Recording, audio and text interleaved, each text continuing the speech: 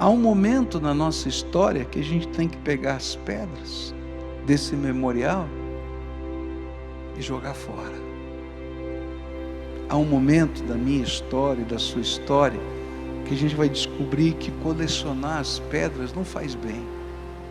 Queria que você abrisse a sua Bíblia em 2º livro de Tessalonicenses, capítulo 3. E esse é o último capítulo de uma carta de ânimo que o apóstolo Paulo escreveu para uma igreja nova, uma igreja que começou no meio de uma batalha, de uma grande perseguição. E Paulo então tenta motivar aquele povo, motivar aquela igreja. E há alguns versículos aqui no capítulo 3 que falam de certezas da esperança que temos em Cristo Jesus.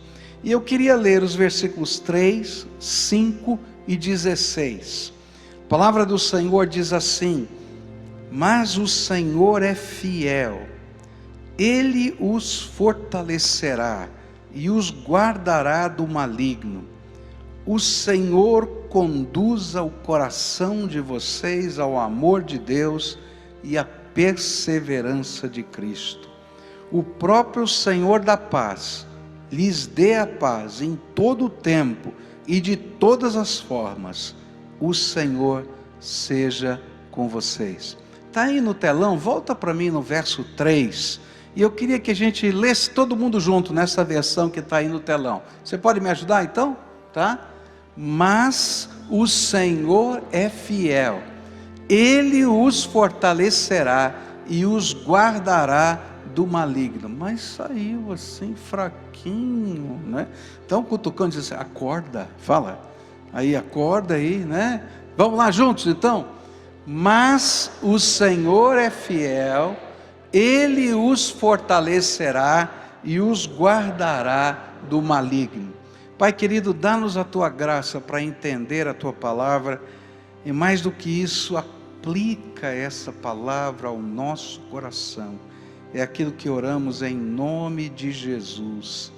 Amém e amém. É interessante como nós necessitamos trazer à mente, ao coração, as certezas da nossa esperança de tempos em tempos. Talvez seja por isso que o velho profeta Jeremias, ao ver as cenas da destruição de Jerusalém pelos babilônicos, ele afirmou: quero trazer à memória o que me pode dar esperança. Parece que esta necessidade se intensifica em meio às lutas que roubam a cena da nossa visão e enchem de ansiedade o nosso coração.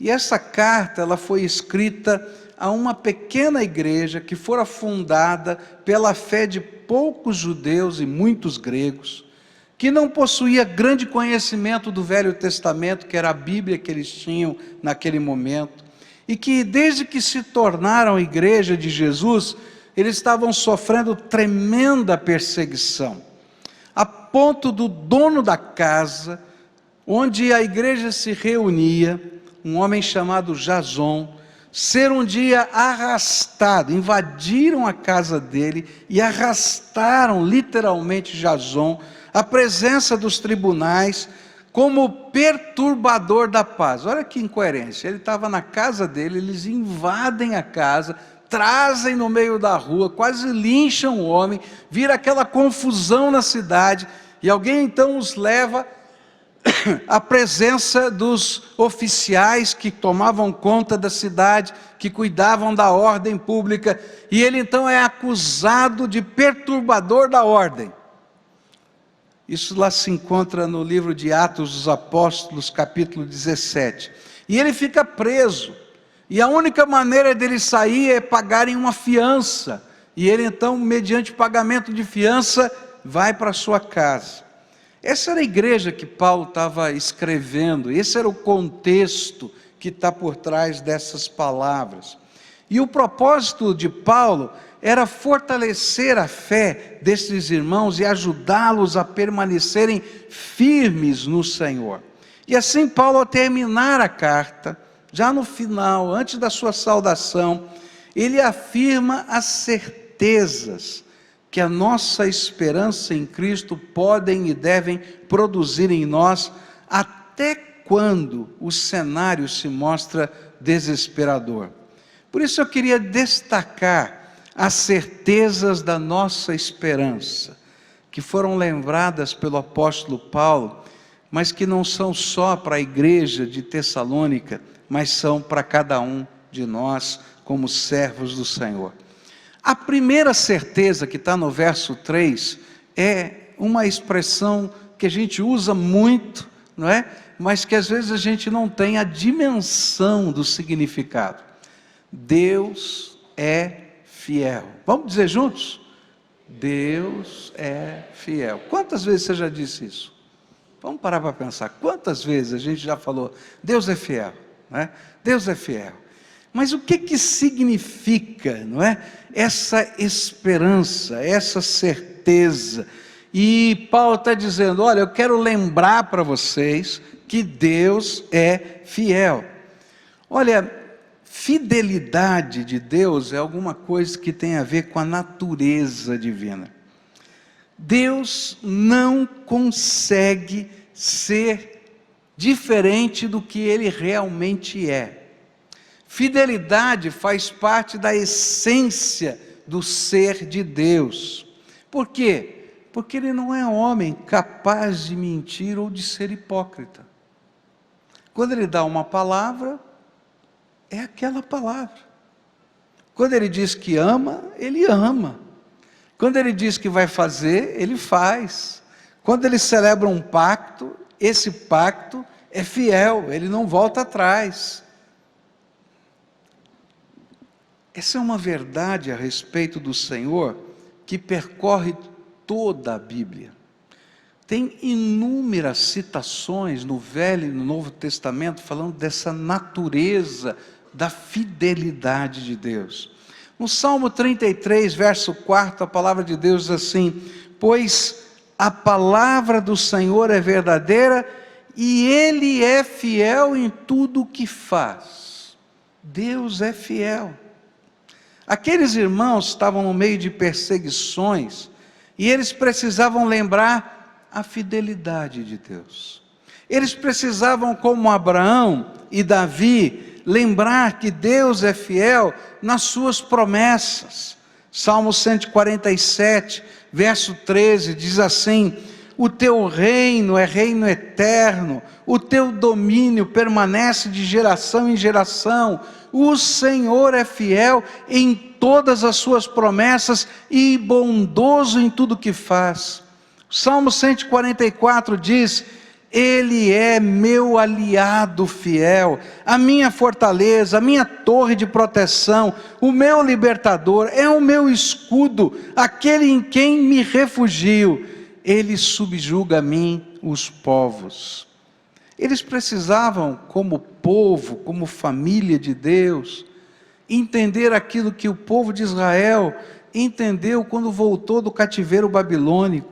Lembrar que Deus é fiel aos pactos que Ele firma conosco.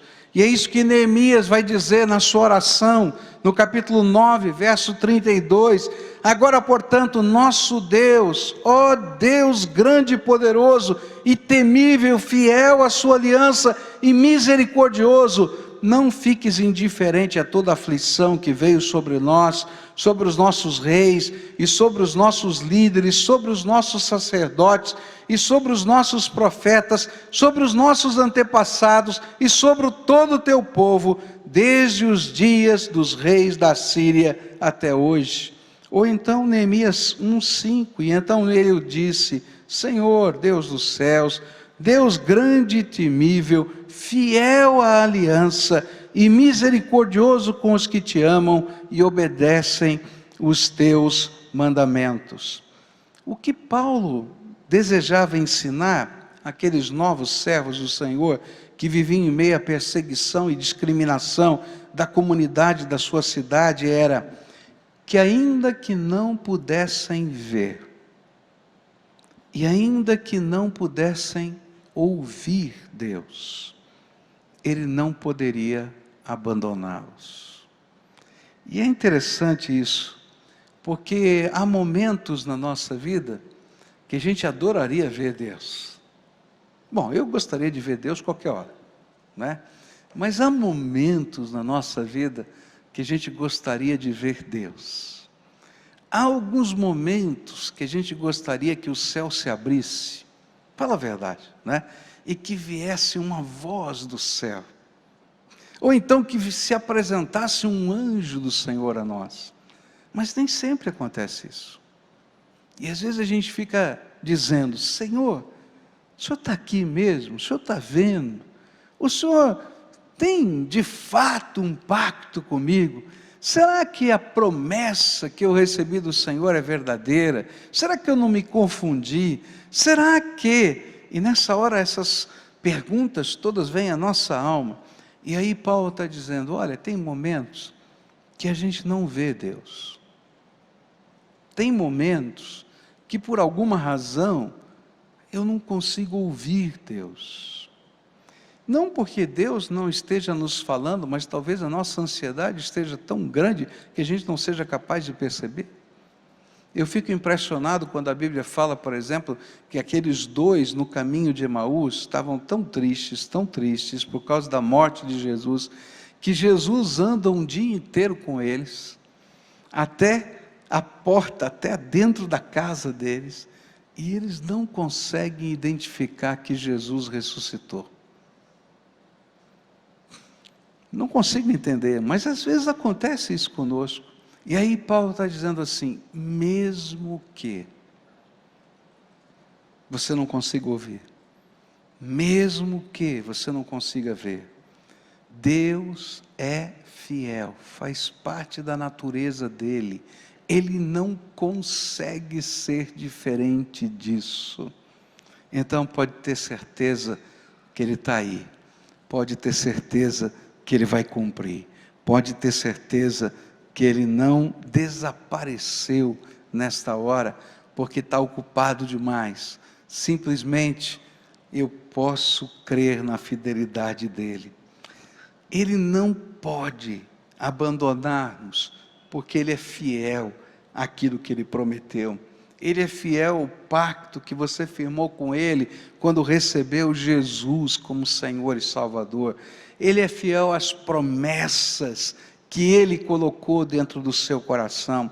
E a sua natureza divina, de modo diferente da natureza humana, não pode mentir, nem pode ser hipócrita. Sua fidelidade, mais cedo ou mais tarde, vai se revelar. E Paulo queria que os seus filhos, na fé, entendessem a natureza do Deus a quem eles serviam. Eu, enquanto estava meditando nesse texto, lembrei da história de um homem chamado Samuel Pires de Melo. Eu já contei essa história aqui para vocês, porque esse homem foi o homem que trouxe a Igreja Batista para o Paraná. Esse homem, ele era uma pessoa muito rica, sua família era dona de armazéns no porto do Rio de Janeiro, e um dia esse homem se converte, ele entrega a sua vida a Jesus e sente uma vocação missionária. E aí ele vende todos os seus bens e autofinancia a obra missionária. Pega todos os seus recursos, pega um navio e desce no porto de Paranaguá. E ali ele começa a pregar o Evangelho. E é interessante porque o começo dessa obra foi um começo muito difícil. Ele começava a pregar na rua, ele começava a pregar distribuindo folhetos, não é? na calçada para as pessoas que passavam. Ele começou a pregar na casa de uma família que um dia, pegando o trem para Curitiba e voltando de Curitiba para Paranaguá, ele começa ali um ponto de pregação, e nesse contexto as pessoas viam aquele pregador do evangelho, que era uma novidade na cidade, e incitados numa perseguição religiosa, quando ele não estava olhando, jogavam uma pedra na cabeça dele. Você pode imaginar, está lá no meio da rua, de repente, pum, bate uma pedra. E ele colecionava as pedras. É interessante isso, né? Porque às vezes a gente coleciona as pedras que representam as marcas da nossa dor. E ele pegava as pedras, e onde ele pregava, no lugar que ele pregava, ele juntava as pedras. Até que formou um monte de pedras, que chegaram a bater no seu corpo em alguma ocasião. E ele colocava aquilo como um memorial. E dizia: Deus, olha aqui as pedras. Ele foi missionário no Paraná durante 10 anos. Só 10 anos. Se a gente pensar, parece muito 10 anos, mas 10 anos para plantar uma obra como a dos batistas em todo o estado, é muito pouco tempo. E quando ele deixou o estado do Paraná e voltou, foi para o estado de São Paulo, para a cidade de Campinas, e entregou as igrejas que ele havia fundado aos missionários americanos que chegaram aqui, ele tinha plantado 10 igrejas no litoral paranaense. Às vezes a gente só olha para um montão de pedras, a gente só olha a dor que elas representam, mas a gente tem que aprender a olhar para a fidelidade de Deus. É interessante que as pedras não existem mais. Eu não sei o que aconteceu com as pedras. A história, os livros que contam sobre a vida de Samuel Pires de Melo, dizem que existia esse monte de pedras, mas não dizem o que aconteceram com as pedras, onde elas estão. Mas cada uma das igrejas que foram plantadas existem até hoje. Porque as pedras que machucam, passam. E mesmo que eu tente guardá-las como memorial, elas vão continuar a passar. Mas a fidelidade de Deus é aquilo que vai escrever a verdadeira história da nossa vida. Há um momento na nossa história que a gente tem que pegar as pedras desse memorial e jogar fora. Há um momento da minha história e da sua história que a gente vai descobrir que colecionar as pedras não faz bem, que a gente tem que jogar fora e se firmar na fidelidade de Deus. Então a primeira lição que eu queria deixar para você hoje é: não guarda pedra não, não guarda pedra não, porque guardar pedra não faz bem para a alma da gente. E se lá na tua casa você tem algumas pedras dessas, você precisa jogar fora, porque não funciona. Eu me lembro que uma vez eu briguei com meu pai, e fiquei muito bravo com ele por causa de uma máquina de escrever. Que coisa, né? Máquina de escrever. Tem gente que nunca viu máquina de escrever, né? E eu tinha brigado com meu pai porque eu estava fazendo a faculdade teológica e eu não tinha tempo de datilografar os meus trabalhos, e eu tinha colocado, deixei a máquina de escrever, uma máquina portátil, na casa da minha namorada, Cleusa, e ela batia os meus trabalhos, tá? E aí deu uma briga de família porque a máquina de escrever não estava em casa, tá? E aí eu fiquei muito bravo, porque meu pai me deu uma bronca, ele já não morava conosco, porque a máquina de escrever não estava em casa, e que a máquina era da casa, que tinha que ser usada dentro de casa. E eu fiquei tão bravo, eu disse assim: poxa vida, eu trabalho o dia inteiro, estudo à noite, e eu preciso escrever meus trabalhos, não é? Os meus irmãos não têm que escrever à máquina os trabalhos, pode escrever à mão, por que tem que brigar por causa disso? E aí então eu peguei a máquina de escrever, escrevi uma carta para o meu pai. Escrevi a carta, peguei a máquina, devolvi para casa e nunca mais usei a máquina. Sério, o italiano é invocado, não vou usar mais. E aí eu peguei a carta e disse: vou mandar para o meu pai. E aí eu disse, mando ou não mando? Mando ou não mando? Você já escreveu um e-mail que você diz assim, aperta o deleto, aperta o deleto, aperta o deleto, já fez? Né? Naquele tempo era carta. Né? E eu decidi então pegar e colocar no meu arquivo, não vou mandar carta. Gente, aquela carta ficou no meu arquivo acho que uns 15 anos. E toda vez que eu pegava aquela carta, eu ficava com raiva outra vez. Até o dia que eu pude jogar fora aquela carta, porque aquela carta não tinha mais sentido. Eu não sei se a montanha de pedras está aí. Joga fora, porque a fidelidade de Deus é maior do que qualquer pedra que esteja sobre a sua vida. Segunda coisa que Paulo vai falar aqui, e eu queria deixar com você nessa manhã, está nesse versículo 3 ainda, mas o Senhor é fiel e Ele os fortalecerá. A segunda certeza afirmada por Paulo era que a nossa força vem do Senhor. Ele sabia que a força do ser humano, por mais forte e firme que pareça, é fraca demais diante das duras realidades da vida. Quem já não se sentiu sem forças? Fala a verdade. Eu acho que eu não vou conseguir. Não dá. Eu vou desistir. Quem já não olhou a realidade e disse, eu não posso, eu não consigo? E é interessante que quando a gente olha até para os heróis da fé, a gente vai encontrá-los fazendo isso. A gente vai encontrar Abraão dizendo, não dá. A gente vai encontrar Moisés dizendo, não sei, não posso, não tem jeito. E sempre haverá alguém mais forte do que nós e situações mais contundentes que nós não poderemos vencer por nós mesmos. E Paulo sabia disso. E é por isso que ele estava falando para esses crentes, o Senhor nos fortalecerá. Em 2 Coríntios 11, Paulo vai falar da sua própria vida. E ele vai colocar essa batalha interior de força e fraqueza. E ele diz assim, são eles servos de Cristo? Estou fora de mim para falar desta forma. Eu ainda mais, trabalhei muito mais, fui encarcerado mais vezes, fui açoitado mais severamente e exposto à morte repetidas vezes.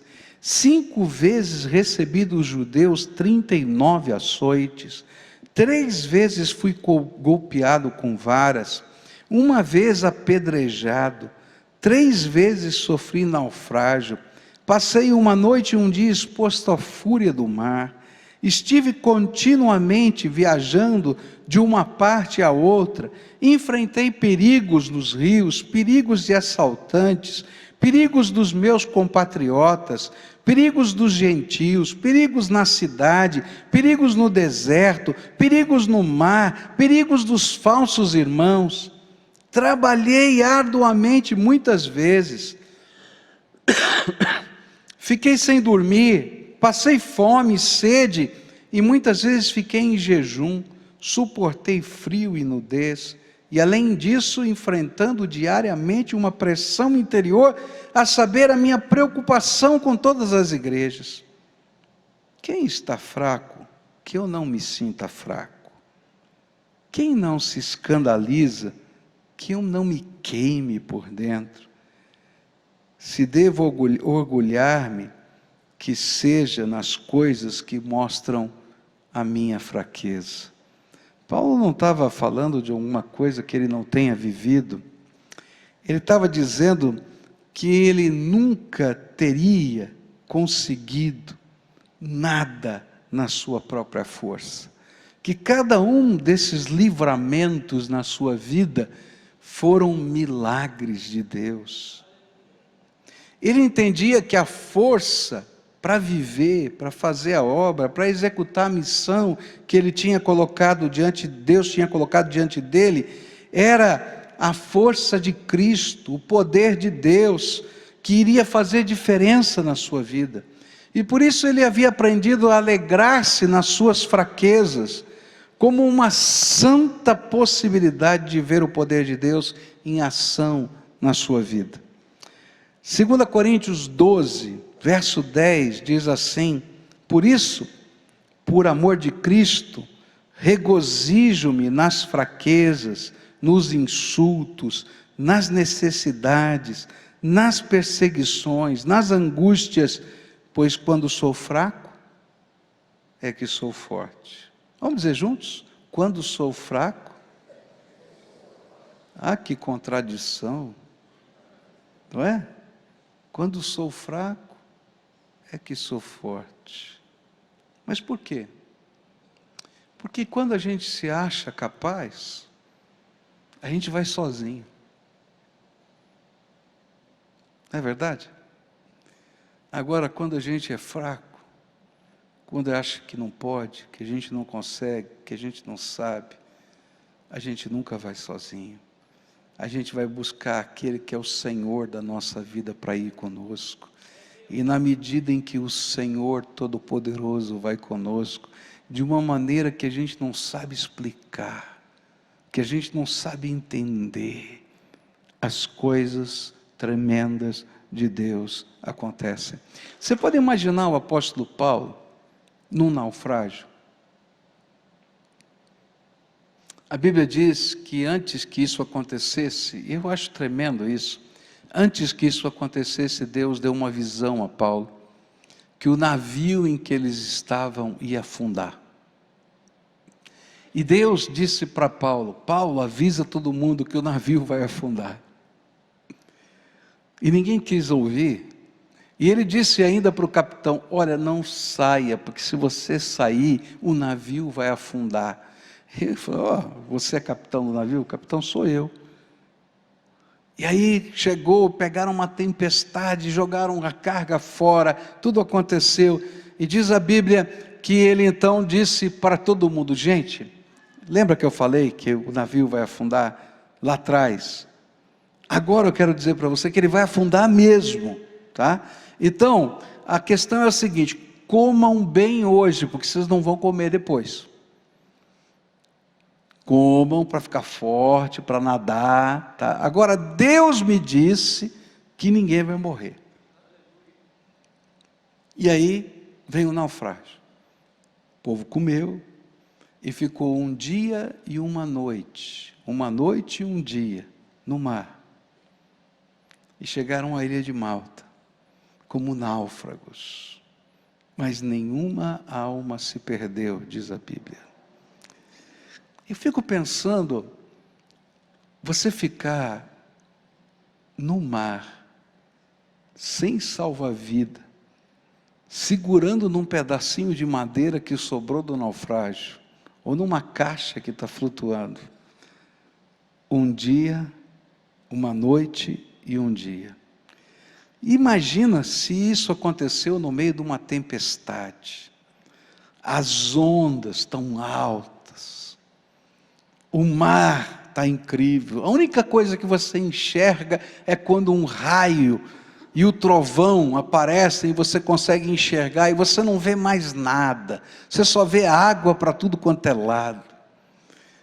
Cada minuto dentro daquele mar parece uma eternidade.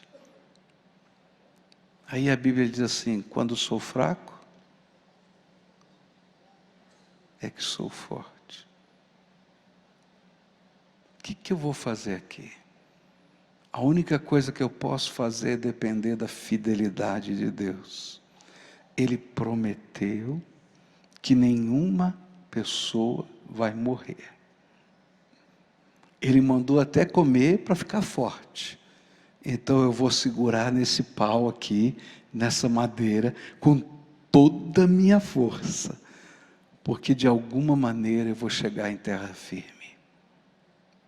Eu não sei como é que funciona isso na tua vida, mas eu sei que essa é a única coisa que eu posso fazer em alguns momentos da minha vida.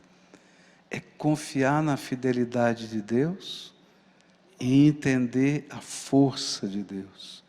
E quando sou fraco, é que sou forte, porque Cristo nos fortalece. Eu não sei o que você está vivendo, como você está vivendo, de que jeito você está vivendo, eu só sei o que eu estou vivendo. E eu quero dizer para você que essas palavras são palavras em que eu tenho me apegado. É interessante que Paulo vai dizer nas suas cartas, e ele sempre vai colocar esse desafio de nós entendermos que a força humana é ineficiente diante das batalhas da vida.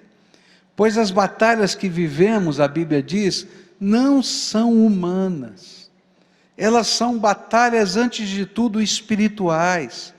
E para vencê-las, nós precisamos de armas que só o Senhor pode nos dar. Eu acho tremendo que nesse mesmo livro, 2 Coríntios, capítulo 10, versículos 3 em diante, Paulo vai dizer assim: pois embora vivamos como homens, não lutamos segundo os padrões humanos. As armas com as quais lutamos não são humanas. Ao contrário, são poderosas em Deus para destruir fortalezas. Destruímos argumentos e toda pretensão que se levanta contra o conhecimento de Deus, e levamos cativo todo pensamento para torná-lo obediente a Cristo o Senhor. Por isso, somos fortes quando tomamos toda a armadura de Deus, uma armadura que só Deus pode colocar em nós. E Efésios capítulo 6, o próprio apóstolo Paulo vai dizer: finalmente, fortaleçam-se no Senhor e no seu forte poder, vistam toda a armadura de Deus para poderem ficar firmes contra as ciladas do diabo, pois a nossa luta não é contra seres humanos, mas contra os poderes e autoridades, contra os domínios deste mundo de trevas, contra as forças espirituais do mal nas regiões celestiais. E por isso, vistam toda a armadura de Deus, para que possam resistir no dia mal e permanecer inabaláveis depois de terem feito tudo. Ao escrever aos Tessalonicenses, ele queria que eles pudessem ter a certeza de que a fonte de toda a força, de todo o poder, do que eles necessitavam, já estava disponível. Bastava que eles olhassem para cima e não mais para os lados. Como isso é interessante. Sempre estamos olhando para os lados, esperando de onde virá o nosso socorro. A gente está olhando. Eu imagino Paulo olhando, dava um raio, ele olhava para a direita, olhava para a esquerda, né, segurando naquela tora, segurando numa caixa, sei lá o quê, ele olhando para lá, olhando para cá. Isso é a nossa natureza. Mas o nosso socorro e a nossa força vem do Senhor. E quem é o Salvador da nossa vida? O Senhor. E nele está a nossa certeza, Ele nos fortalecerá. E então, tem horas que a gente tem que parar de olhar para os lados, e olhar só para cima, porque Ele é o autor e consumador da nossa fé. Ele é a nossa esperança, Ele é o Deus fiel, Ele é a nossa vitória. E é por isso que o salmista vai dizer no Salmo 121, levanto os meus olhos para os montes e pergunto, de onde me vem o socorro? O meu socorro vem do Senhor que fez os céus e a terra. Paulo escreveu essas palavras para aquela igreja, porque às vezes a gente fica pensando assim, esse governo é injusto. Olha só, eu não fiz nada, invadiram a minha casa, me arrastaram para fora, fizeram uma confusão na cidade, e eu fui acusado de ser perturbador da ordem, e ainda tive que pagar fiança. É para esse povo que ele estava escrevendo. E aí a gente fica pensando assim, não, tem que mudar o governo, tem que fazer isso, tem que fazer aquilo. Eu acho que tem coisa que tem que fazer mesmo. Mas a minha força vem do Senhor. Está entendendo? Às vezes a gente está olhando para o lado, como a gente olha para as pedras. E sabe, a resposta não está do lado, está quando a gente olha para cima. Porque o autor e consumador da nossa fé se manifesta da maneira que for necessária. Algumas vezes vai vir alguém do lado, mas foi ele que mandou. Outras vezes virá só de cima, como aconteceu com Pedro na cadeia, que o anjo do Senhor foi lá e abriu as cadeias.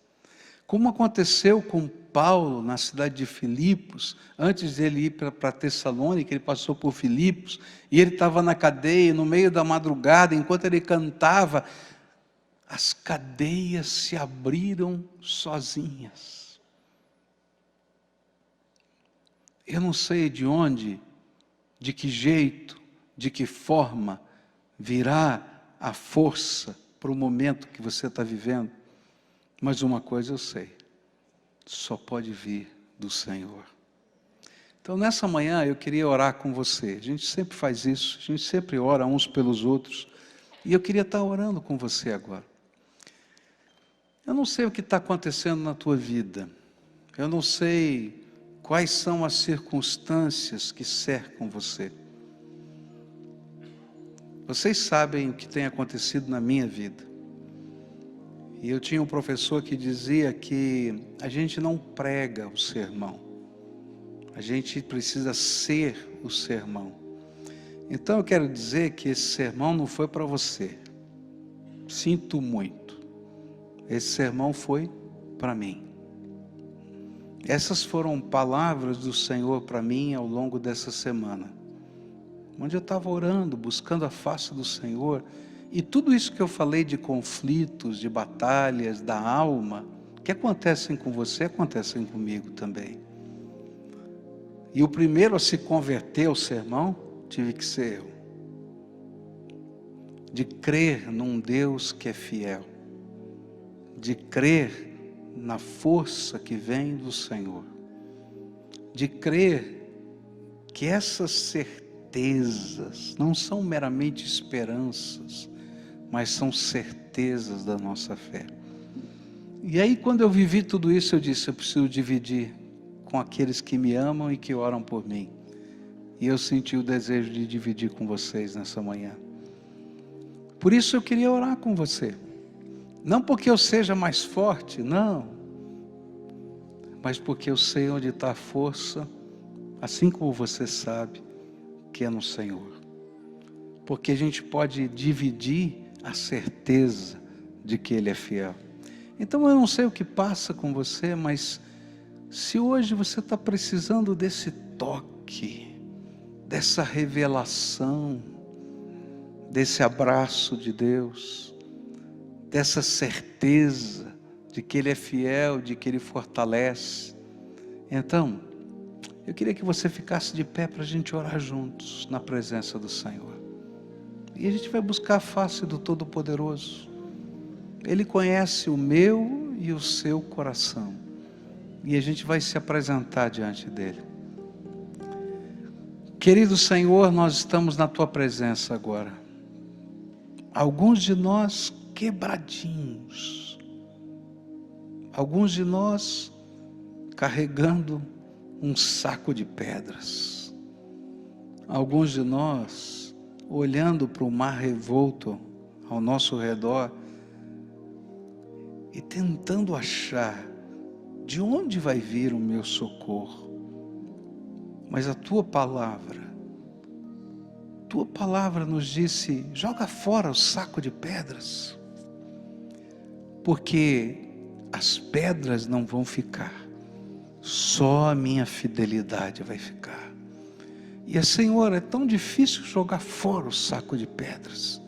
Então nesta hora eu quero te pedir, dá-nos a força para pegar essas pedras e jogar fora, e crer e confiar na tua fidelidade. Ó Pai, no meio dessa tempestade, em que a gente está dizendo: eu não vou aguentar mais um minuto, Senhor, até quando? Até quando? Até quando? E às vezes, Senhor, uma noite e um dia parece uma eternidade. Eu quero te pedir, Senhor, que nessa hora o Senhor derrame graça sobre nós, uma força que a gente não sabe explicar, de tal maneira, Senhor, que ainda que a gente não consiga nadar até a praia, as ondas nos empurrem para lá, porque o Senhor é a nossa força. Revela, Senhor, a tua presença, porque tu és a nossa consolação, tu és a nossa alegria, tu és a nossa esperança. É aquilo que eu oro em nome de Jesus. Amém e amém. Dá a mão para quem está perto de você. A gente vai cantar essa canção de esperança e de fé. E eu queria convidar você para o culto da noite. Culto da noite eu vou continuar essa mensagem e vou falar sobre aquele que nos livra do maligno, aquele que conduz o nosso coração ao amor de Deus, aquele que é paz e nos dá a paz, tá? Então eu queria desafiar você para estar junto conosco. Fecha aí o corredor aqui, não é? Tá frio, é bom a gente estar pertinho. E sabe, Deus fiel faz coisas tremendas quando a gente menos espera, porque a fidelidade dele se revela na nossa fraqueza.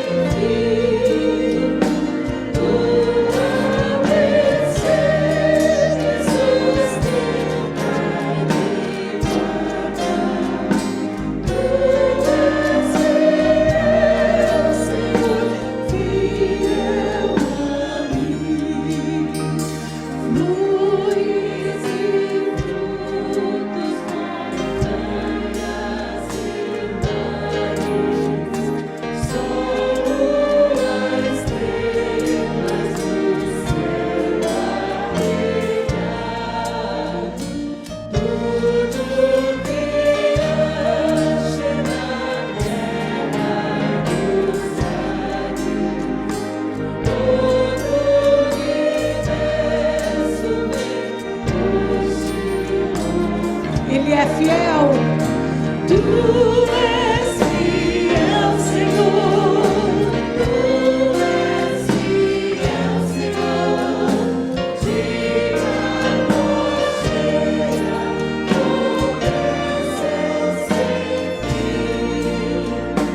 Tua descer me sustenta e me guarda. Tu és fiel, Senhor.